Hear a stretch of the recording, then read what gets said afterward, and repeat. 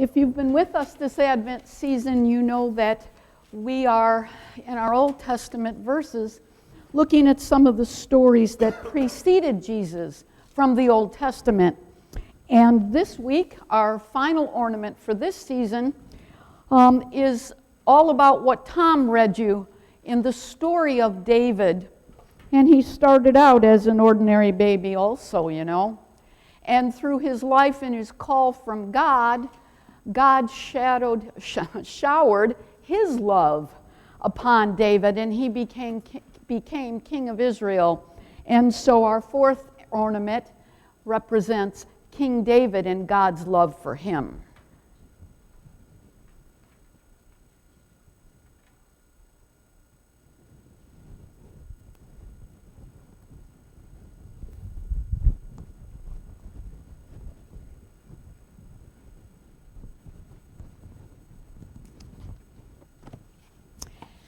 Well, it's almost here, the time, right? The time is almost here for the coming. And this morning, I'm in chapter 1 of Luke, and we reflect not just on the love of Jesus, but God's love, because that's where it all started. And I'll be reading this morning from Luke chapter 1, 26 to 33. And again, some verses that you know well. Let's hear the words of Luke. In the 6th month, the angel Gabriel was sent to God to a town in Galilee called Nazareth, to a virgin engaged to a man whose name was Joseph, of the house of David. The virgin's name was Mary. And he came to her and said, "Greetings, favored one. The Lord is with you." But she was much perplexed by his words and pondered what sort of greeting this might be. The angel said to her, "Don't be afraid, Mary, for you have found favor with God. And now you will conceive in your womb and bear a son, and you will name him Jesus. He will be great and will be called the Son of the Most High, and the Lord will give to him the throne of his ancestor David. He will reign over the house of Jacob forever, and his kingdom there will be no end." These are the words of the gospel writer Luke. Thanks be to God.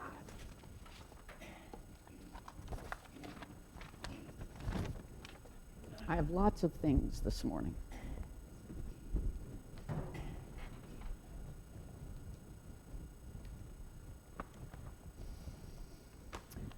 I would like to begin this morning by reading you the words of the hymn you just sang. Love has come, a light in the darkness. Love shines forth in the Bethlehem skies. See, all heaven has come to proclaim. Hear how their song of joy arises. Love, love, born to you a Savior. Love, glory to God on high. Love is born. Come, share in the wonder. Love is God, now asleep in that hay. See all the glow in the eyes of his mother. What is the name her heart is saying? Love, love, love is the name she whispers. Love, love, Jesus, Emmanuel. Love has come and never will leave us. Love is life everlasting and free. Love is Jesus with us and among us. Love is the peace in our hearts, and love is seeking. Love, love, love is the gift of Christmas. Love, love, praise to you, O God on high.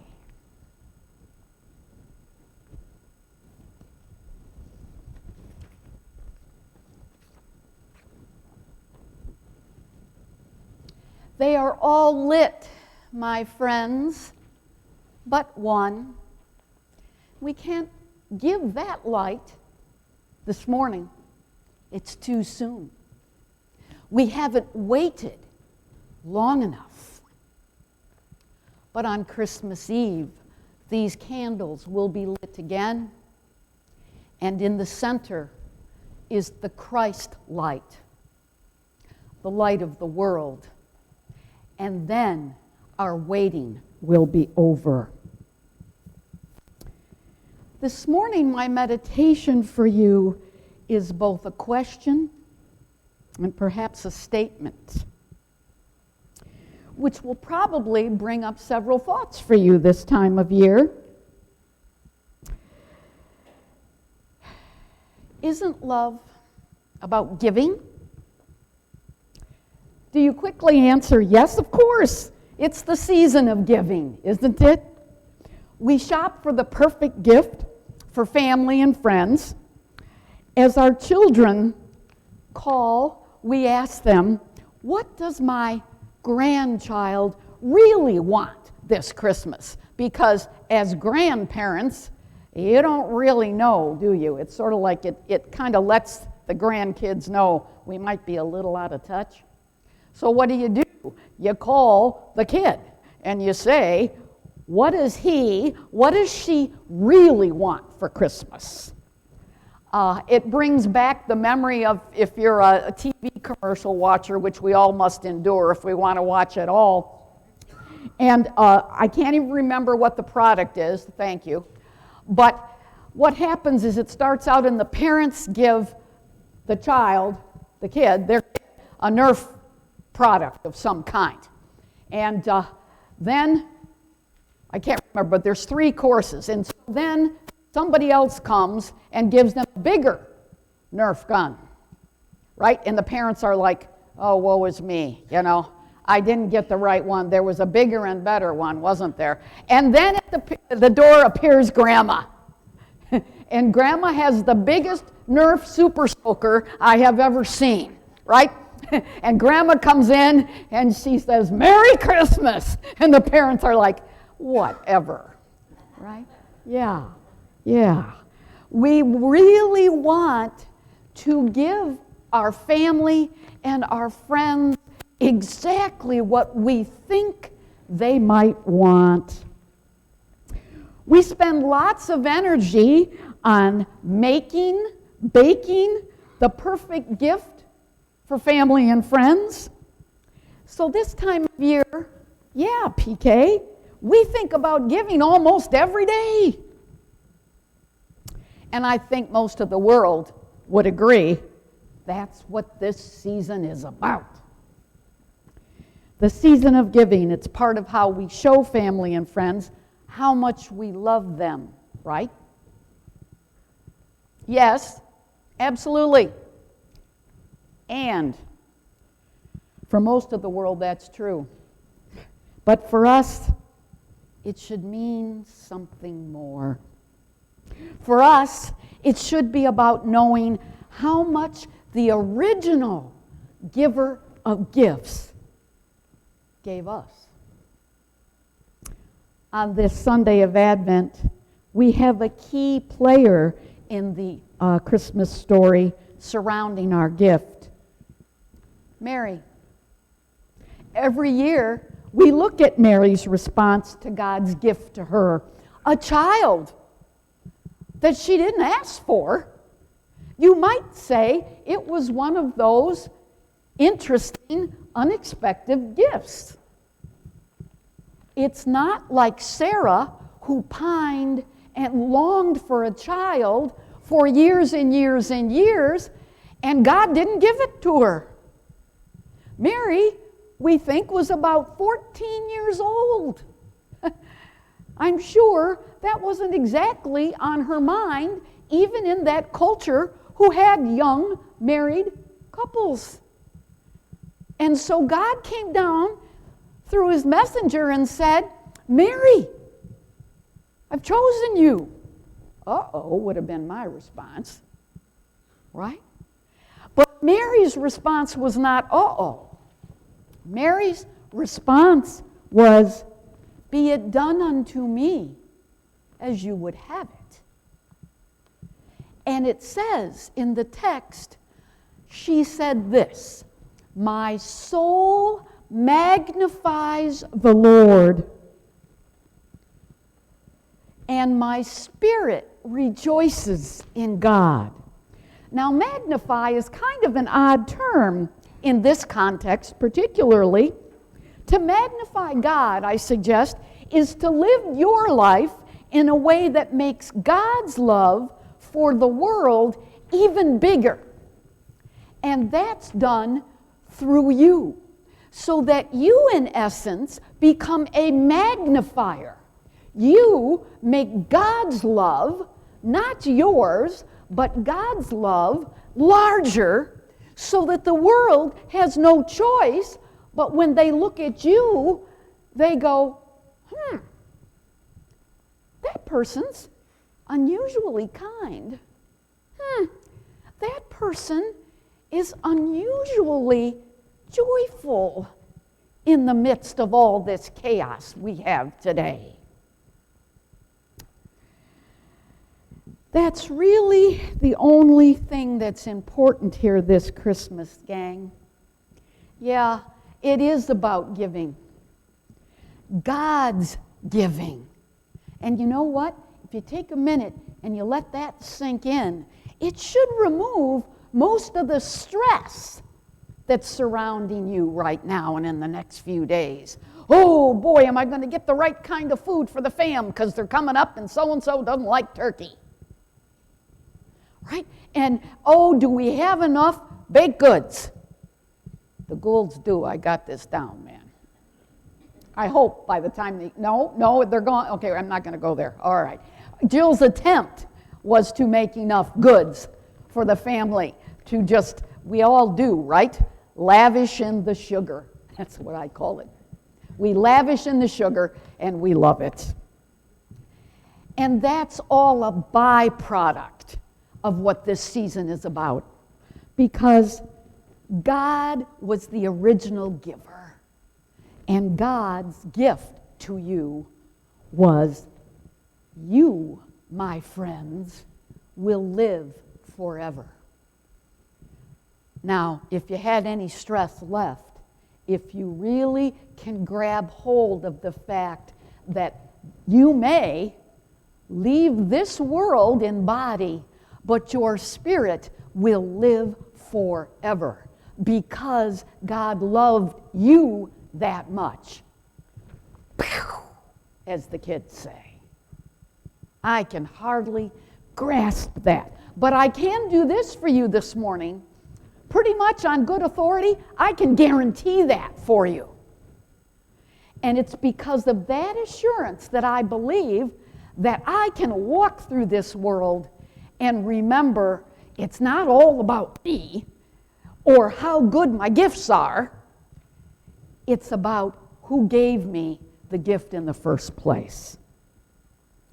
So, if we're going to be part of the Christmas story, we need to be a little bit more like the gospel tells us Mary was, and say, my job is to magnify your love, God, here, today, in a few days, this week, starting the new year. Make it a resolution if you need to be the magnifier of God's love.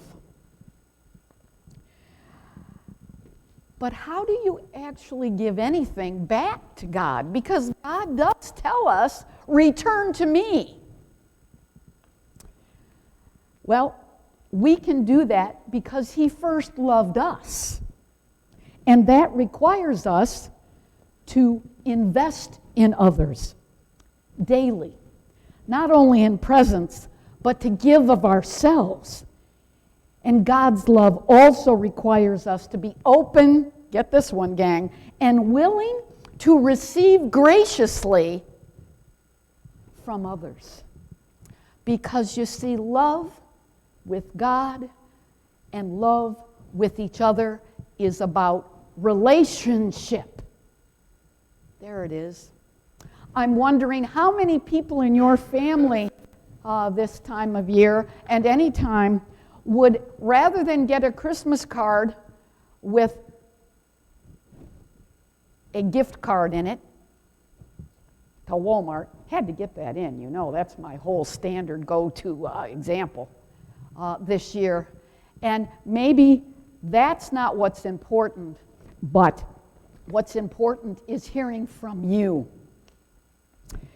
Well, that trying to be open to others part is where I'm at for you this morning.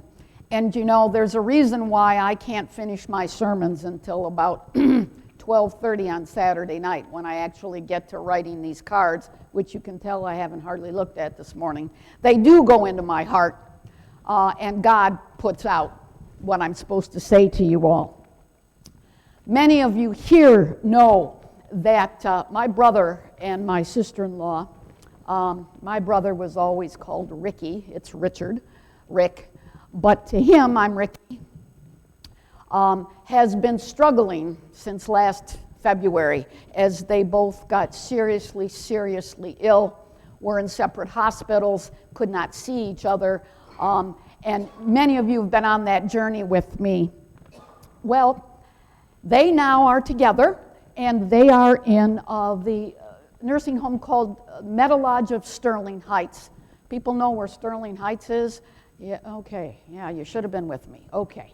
I'm not so familiar with Sterling Heights. I have a wonderful niece that lives in Lake Orion, but that's as far down there as I really have gotten recently. And to be honest with you, that was a reason why one of the reasons I haven't been able to visit. Because it's a jungle out there in terms of traffic. And you know what? I thought I'd never say this, gang, but I've gotten used to the traffic patterns of East Tawas. And you also, it's not lost on you that I spent some 23 years in Ann Arbor, you know, and in those days, it wasn't so bad. It was like a step up from here. But let me tell you about Sterling Heights, kids. Holy moly. It's almost like California driving.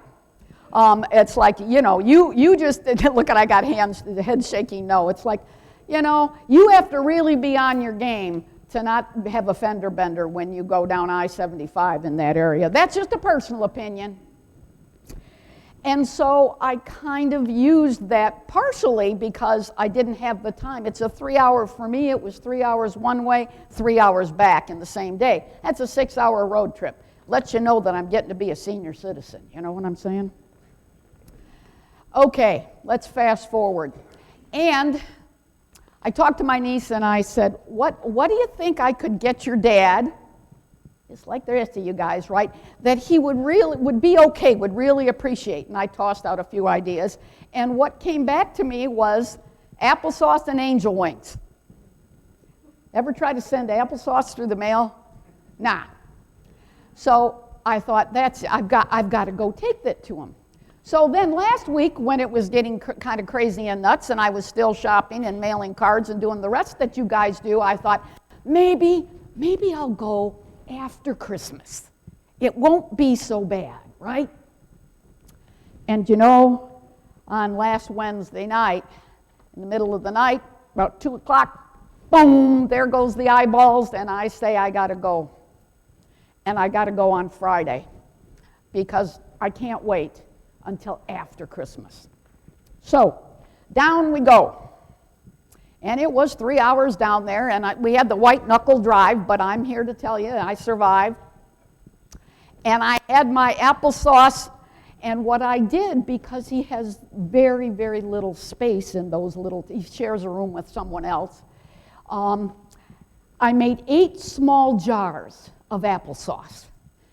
And I hot packed them so they could, keep. And I was very proud of myself because I thought, he can have one, and then he can use the others, and my niece can bring him the fresh set when he needs. And I got there, and I went into the room, and I knock on the door a little bit to let people know you're coming. And he never turned around. He was in his wheelchair, and he was facing out the window. And I came in behind him, and I said, "Hi, Ricky." And the words were, "Oh my, oh my, oh my." And I came in with my box and all of that, and I said, "I brought you some Christmas presents." And he said, "Oh my." And so we opened them up. He opened them up, and I said, "It's applesauce. I made you individual ones. You can keep a couple." And he goes like this, puts his hand, still not looking at me. And I put one in his hand, and he said, "I don't have much room." He opened up the bottom drawer, and he put it in there, and he put his hand like this. And I put another one in, and he stashed it in there. And I said, "Well, we can give the rest to Cindy." And I put another one in. All 8 of those little jars of applesauce went in that drawer. And he shut the drawer, and I went, "Well, all righty then," right? And I had 2 little tubs of angel wings, and he put those on his little nightstand, and he sat, and he said, "I'm so glad to see you. I have so much to tell you." I wasn't going to do this. I had this all down. Okay. And he put his arms out. That was my sermon information, right? And so I'm like, "Oh, Ro, why don't you get it? It wasn't about the applesauce and the angel wings. It was about me being there for him." And to be honest with my family that I love here, we haven't always had the best relationship. It has been rocky. We are 7 years apart. He's 7 years older than I am, and we have gone our separate ways. And at that moment, it did not matter anymore. This is my Ricky, the brother I love, and he needs me. And I will be there often now. Here's the deal. He says, "That applesauce is really nice. You should thank Elsie for making it for me." I don't have to, tears are gone now. And there it is. There still is a message there, my friends. It didn't matter, My head was saying, "Man, I had to make a whole separate batch of applesauce, and I got finger cuts on the peelers to get you the applesauce because I was trying to do exactly what you might want." That was before. And the after is, it plain doesn't matter what you tried to give your family or friends. It is not anything that you can do. It is all about relationship. So love each other, my friends. Love as God loved you. And love your family and friends deeply.